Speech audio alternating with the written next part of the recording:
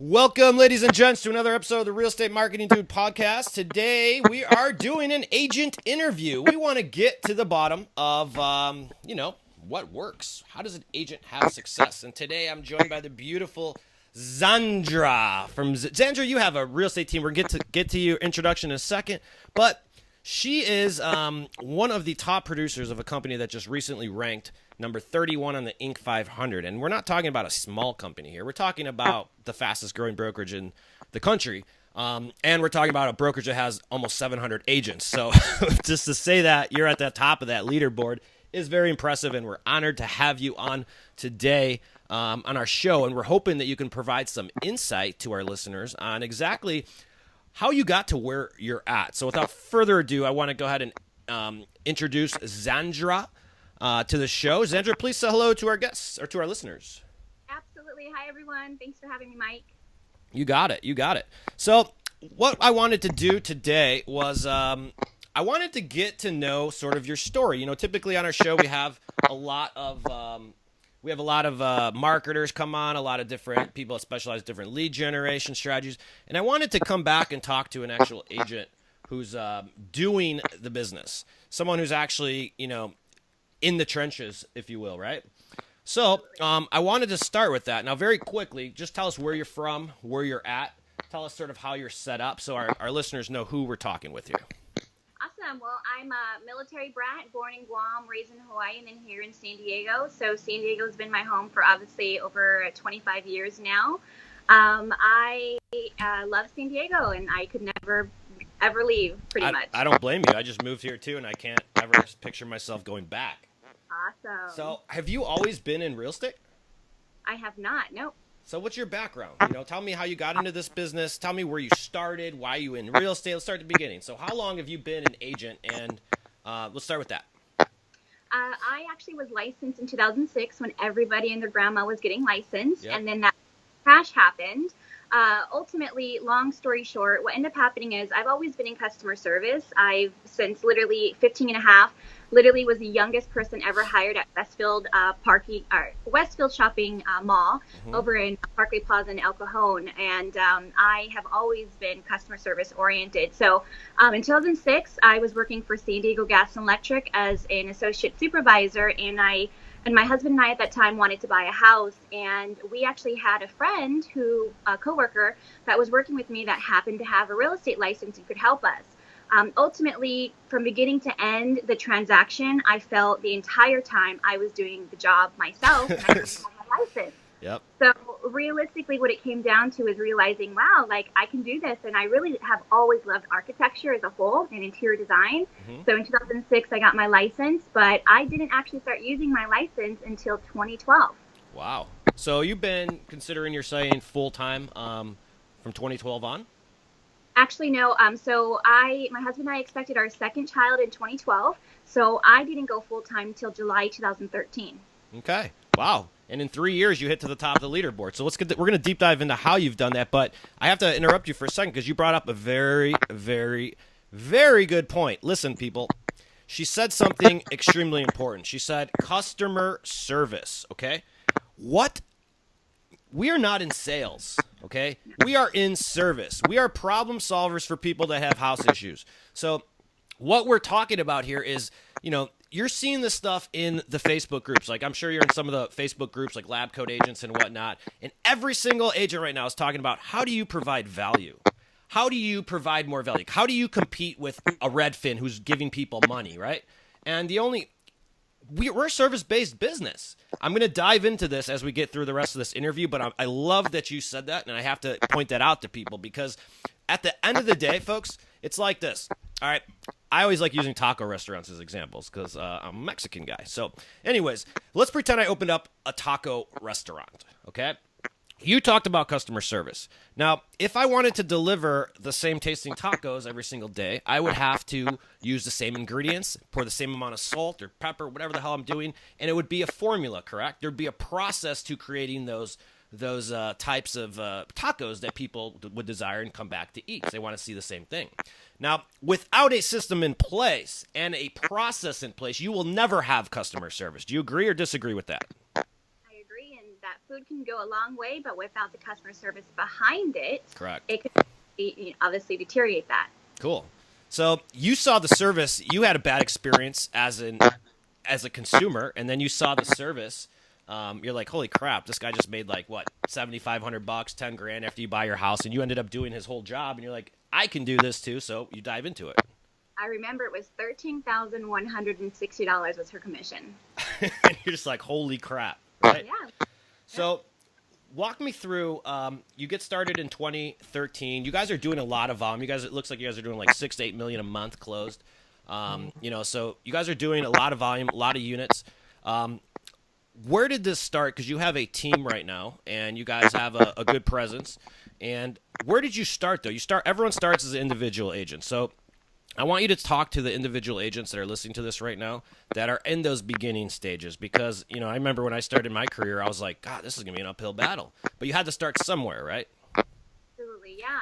So in 2012, what I ended up doing was I joined a head associate at a different brokerage, and it was always a 100% commission brokerage. I always felt that as a customer service rep, we handle so many different types of people and personalities that we truly, whether hourly, salary, or even bonuses, are never going to be paid what we're truly worth. And so my number one goal was to make sure I got every single penny I earned and worked for. So I've always been with a 100% commission-based brokerage. And so I started at another brokerage, like I said, with a head associate, but it was me just showing up. I never was taught how to install a lockbox. I was never taught how to, input an MLS listing. So there's a lot of things that really opened my eyes that even though you join a team or even a brokerage as a whole, the only person that's going to do it is you. Like, you have to seriously do it yourself. Yep. Or you're going to be stuck and complacent like the rest of the 95% of individuals in this industry that's hard, wondering what the heck do I have to do.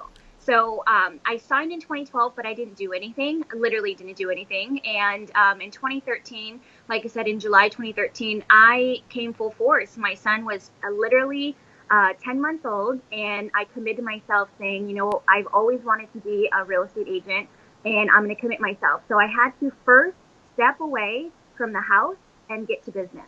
That was my number one game changer. There's no way I can ever get my production if I'm working from home. Yep. I'm going to always think, okay, there's dishes and there's laundry, or, who's at the door. I'm going to constantly be distracted. So my number one suggestion is to start there. For me personally, I could never work from home. And some people might work, but I know my focus, and I know that the next is just a control away. That's a good point, because you're like, you got to figure out what works for you and where you get the most amount of done. And when you're, being self-employed, I see this often. Tell me if you agree or disagree with just agents and peers and whatnot.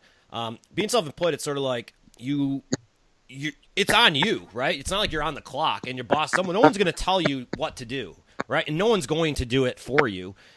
It is one of those things you just got to roll up your sleeves and get dirty.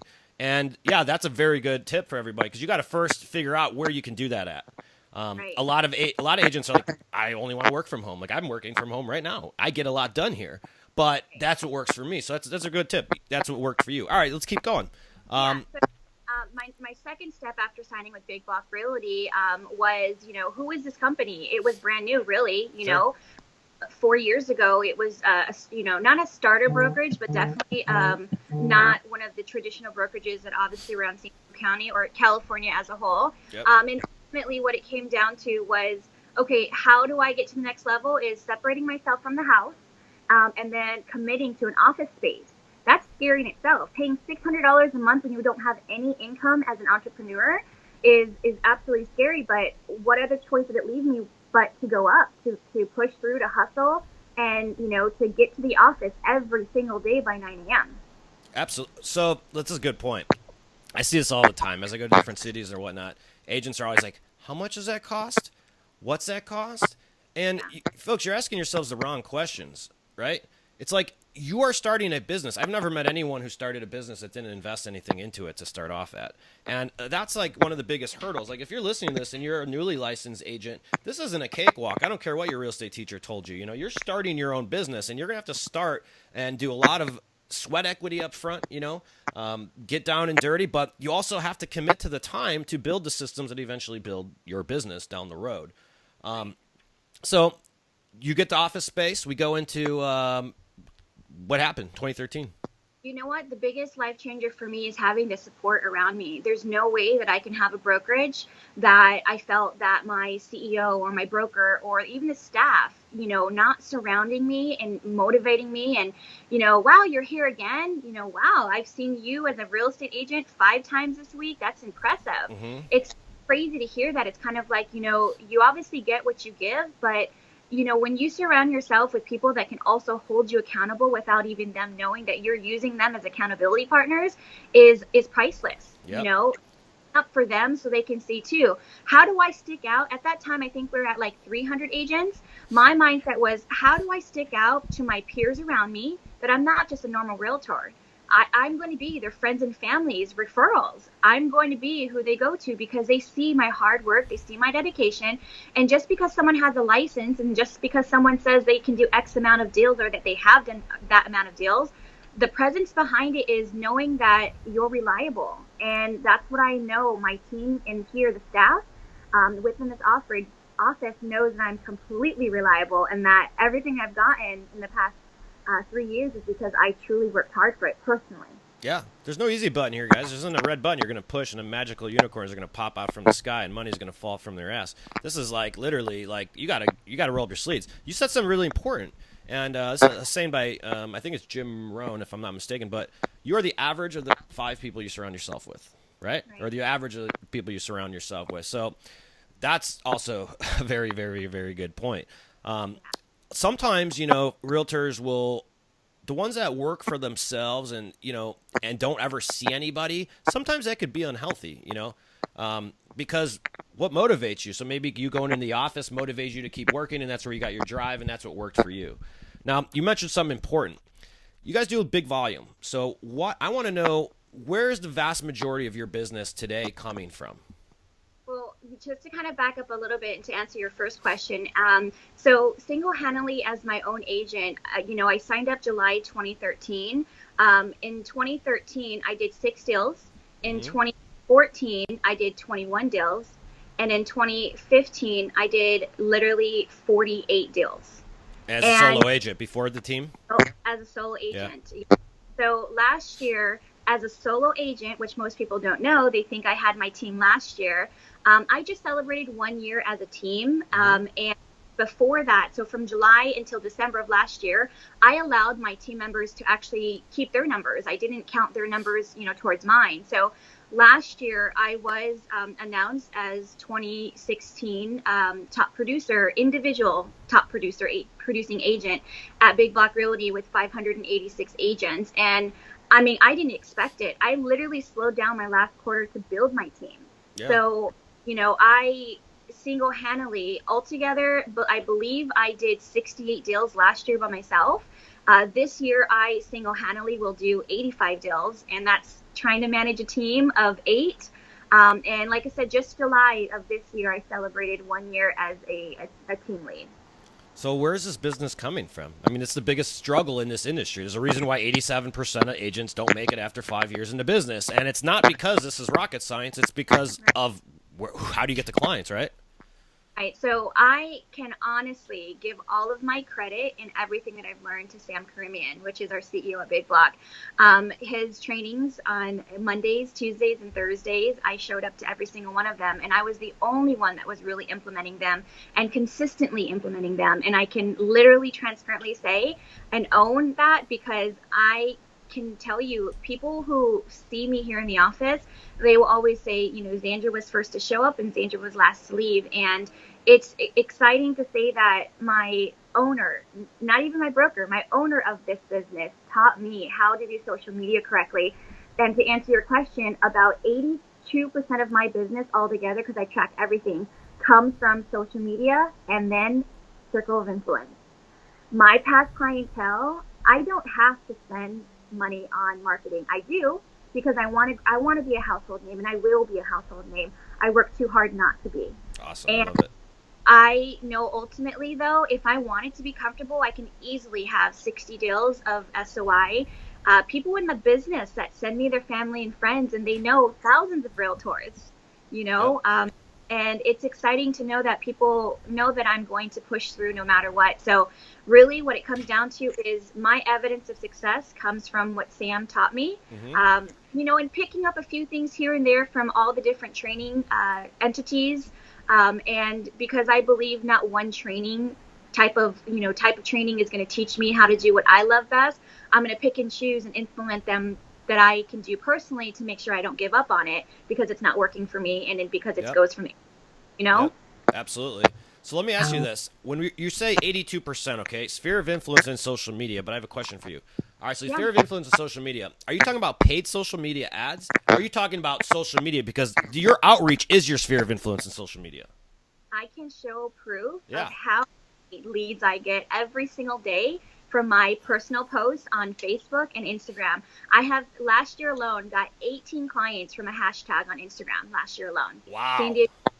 I want to get into that. Okay, hold on one sec. That's interesting. Okay. Here's, folks, she's literally telling you that she doesn't spend boatloads of money on the shiny objects.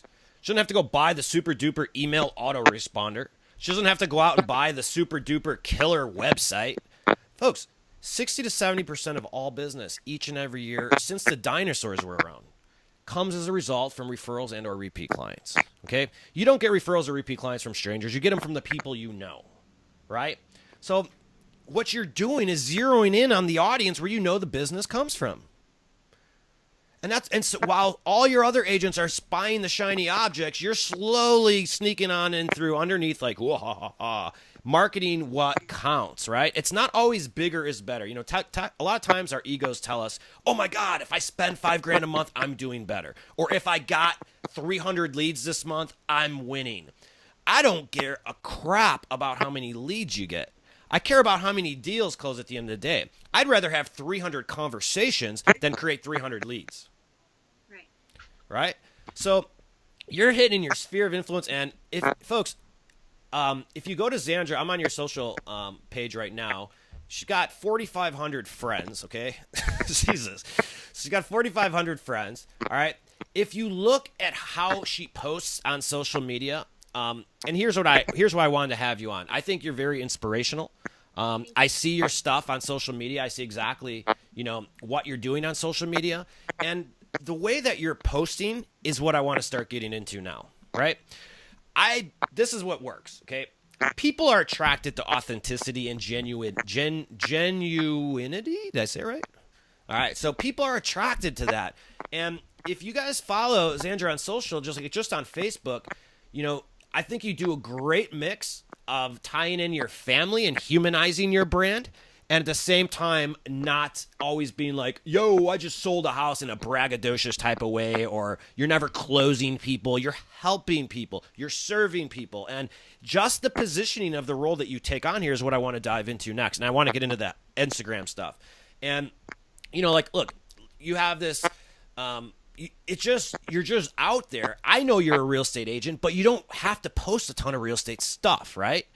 And that's the key, folks, is like you get the business from your sphere of influence, your network, when they remember and if they need your services. But no one wants to be preached at about real estate facts or data. Do you agree with that?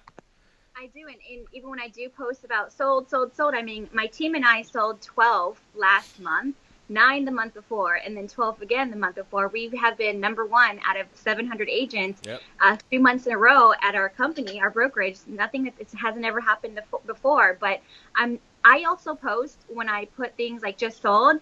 I actually give a disclaimer. Hey, look, I know it's another real estate post. Go ahead and unfollow me if you want to, but this is what I do. And I'm helping people. So I just want to let you know, too, if you happen to have somebody that you have in mind, then why not have them get help, too?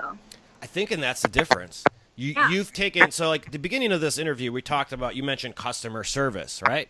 She's customer service. It's like people service, right? Like you're displaying your customer service in your marketing without having to say how good you are. And that's why it works. And folks, social media is so visual that the image most times does it for you. You don't have to talk about yourself. Like here's one of the ads that I hate is like when you when you probably see this on your newsfeed when you see a realtor ad and they're like, I've been in the business for 15 years, blah blah blah, me. It's not 1974 anymore. Right? You can't, if you want to market your business, attract business, you have to be motivational, inspirational. You have to be a leader. People are attracted to that. People are attracted to authenticity. People are attracted to genuinity. Now, this is just your Facebook post, folks. This is a popularity contest. You're getting you have 4,500 friends, okay? The Facebook algorithm is about 17 to 20% of the people will see your post. So every time she posts, just so you guys know, do the math on that. 17 to 20, say 20% of 4,000, 800 people or so see that post, right? So let's do mathematical stats on this, all right? These are facts. 10, 15% of these 4,500 people are moving this year, okay? So she's consistently telling her story, sharing her story on social. That's marketing, I know it seems simple, but that's marketing, right? But every one of these people, all 4,500 of these people know someone who's moving this year. Right. And they'll be happy to share your name if they know, like, and trust you. And that's what the inspiration feeds that, I bet. Right. And I'd like to point out, too, the 4,500 friends that I have, there's a large number that are literally realtors around the world. Sure. I need to recognize that I have to be a motivational individual for the other realtors that are having the same hardships that I do, the same frustrations. So if they can relate to me, which was what my goal is through all these motivational posts, they're going to trust me. And the minute they know that they have a San Diego referral, guess who it's coming to?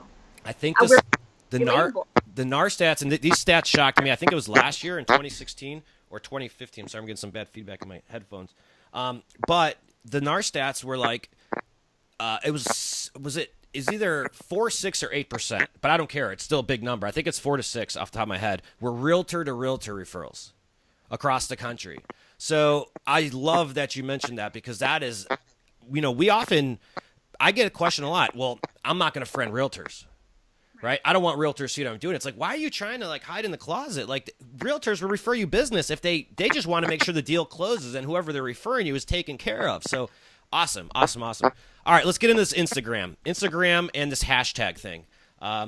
Tell me a little bit about that because I have to admit I'm not, my thing's Facebook. I have Instagram. I can't say I'm an expert at Instagram. I'm not. I know how to run Instagram ads. My thing's on the Facebook end. So let's learn something here today. Let's go through this hashtag stuff. All right?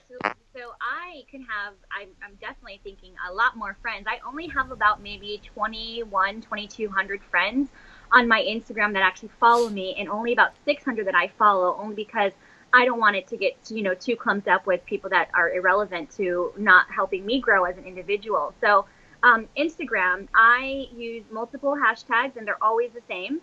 I will always own, and when Sam, Oliver, and Spencer hear this, they'll know what I'm talking about. I am hashtag Big Block Realty, and I own that because until we actually hired a marketing company within the team internally here at Big Block, I was the only one ever hashtagging Big Block Realty, but maybe 1 or 2 agents here and there once a month. Literally the first 600 posts were all of myself, and I'm proud to say that because I know that it's also brought other agents from other brokerages over, and they've asked them when they sign up, how did you hear about Big Block? And they'll say a hashtag, another realtor that I'm following. Yep. So I'm super excited that, definitely, there's a trail there. But ultimately, I've always used the same exact hashtag. It's going to be San Diego Realtor, Military Relocation Professional. I am a certified military relocation professional, and that's completely different from just a military specialist. Mm-hmm. I actually have the accolade, and I'm, again, proud Navy brat, so I don't take that lightly. My number one client is my relocation client through Instagram, my hashtag, and that's military. And I focus on, Hawaii Realtor. I focus on Guam Realtor, and it's because they connect. Where's our military at? Boom. Why are you not going after the people, that's going to PC us out here to San Diego? Correct.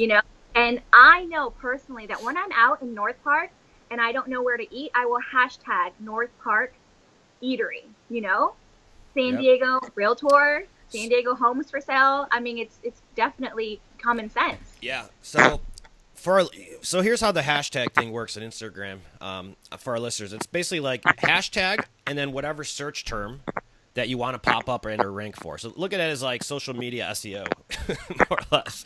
And it's very, very smart because, you know, and the reason why a lot of people don't do this is because they don't want to input the hashtags every single time, right? And you're like, which one? I forgot which one it was, but I'm sure you have them saved on like a Word document. You just you post, copy, paste, and you do the hashtags. Yeah, it's very, very, very gold mine, and the hashtags is how you get found, and people start following you and all that other stuff. Now, there's not a more visual business than real estate, right? I mean, there's not many. Like, what do we do on a daily basis? People always are, what do I post? What do I share? What are you talking about? Who doesn't want to see a badass backyard? Who doesn't want to see cool views? You know, and while you're doing that, she's just sharing her story, constantly reminding people, hey, I'm in real estate, hey, I'm in real estate, hey, I'm in real estate. And eventually some people have to move or they come across a referral. Now, how many hashtags is too many? Is there too many? You can only have 30. Okay, so do you max out every single time? Every single time. Okay, got it. And something else you mentioned that was really a good nugget that people, I hope they got. So, you're military brat, as you state, okay? Yes. And you know that you connect with a certain demographic, I'm sure, right? So let me share a story. So last night we were at a social, and we were about a bunch of real estate agents. We were all hanging out. And one guy I was talking to, he was about military guy too, right? But I looked at the imagery on his business card, and I'm like, I didn't know you were a military guy. And I'm like, dude, that connection right there is your meal ticket. Next question, I go, give me the percentage of your business. 99% is from military. I'm like, dude, and this is the thing. The jack of all trades is the master of none. And it's the same thing in marketing. If you don't zero down on focus on that message and who you're going to connect with, you're a generalist, right? So like, let's do some other examples. I remember when we were out in San Diego, there's an agent at Big Block. I don't have her first name offhand, but she was trying to figure out what her branding was, right? And she came up and she was like, you know, she's a dog lover. She loves dogs. You know, her business card had a dog on it. So we're like, you're not a realtor that sells houses. You're a dog lover that helps dogs find homes or something stupid like that.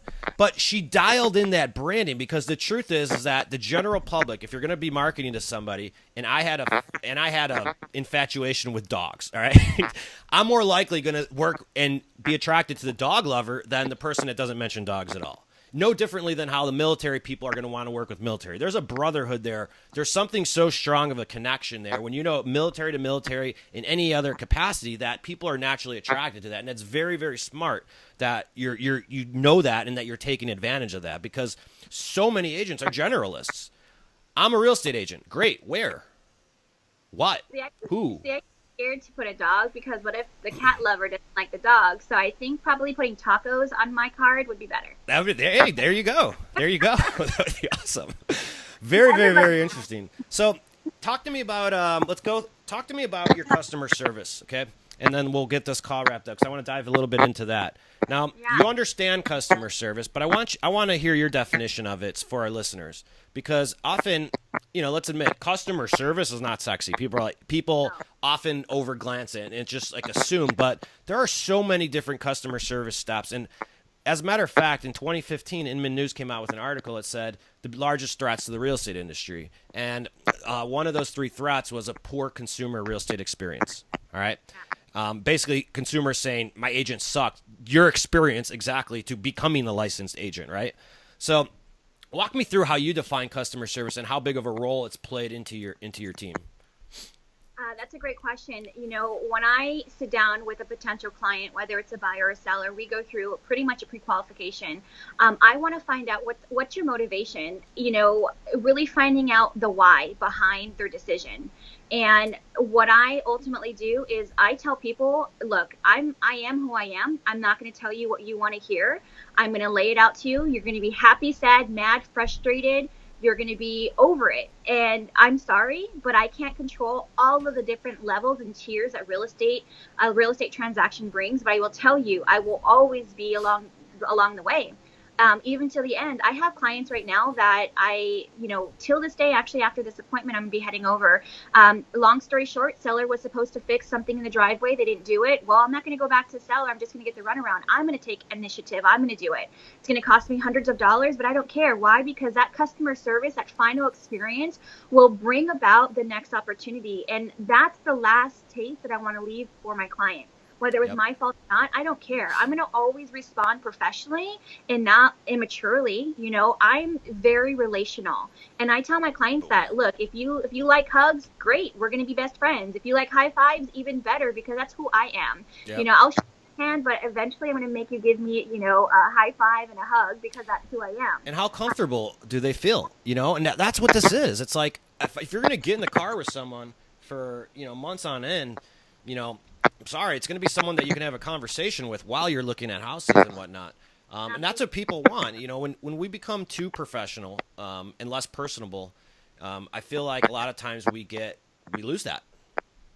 Yeah, and my biggest suggestion to everyone in this business, whether seasoned or brand new, I don't care if you've done 30 years. I'm confident that someone who's done this for 50 years, I know as much, if not more, because I devote my life to this, and because I know what type of treatment that I would want to get at the end of the day. Yep. The number one thing that I would suggest is you have to check in with your clients the entire time. How am I doing? Can I do something better? Yep. Is my key? I know that you said that when we sat down and we were pre-qualifying together first, you told me that your main, what you like to do is you like to be text. Well, I'm thinking at this point the text messages might not be getting relayed correctly. Would it be okay? Can I ask your approval to switch to phone calls? Yep. Emails. I've realized I am not good with analytical people. They want me to slow down. They want me to give them step 1, 2, 3. I can't personally do that. Yep. It's my biggest challenge. But guess what? When I see that objection there, personally for me, I verbally tell them I'm going to be vulnerable and I'm going to be transparent. Your type of communication that you're requiring is stretching me, but I'm going to try my best to give you what you want. I'm constantly super transparent with my clients. No, and eventually, they tell me, Zandra, I know you've given your best. I can recognize you're trying. I would hate to do your job. And I just smile and say, thanks for the opportunity. And I love that. I really do. So I had I'm in San Diego now, so I have a couple pending deals. One of them is a pre-construction deal. And, what happens a lot of times with agents is once the property goes under contract, the agent disappears, and then the seller or the buyer never hears from them again. And that entire time, you're killing your future referral and repeat business.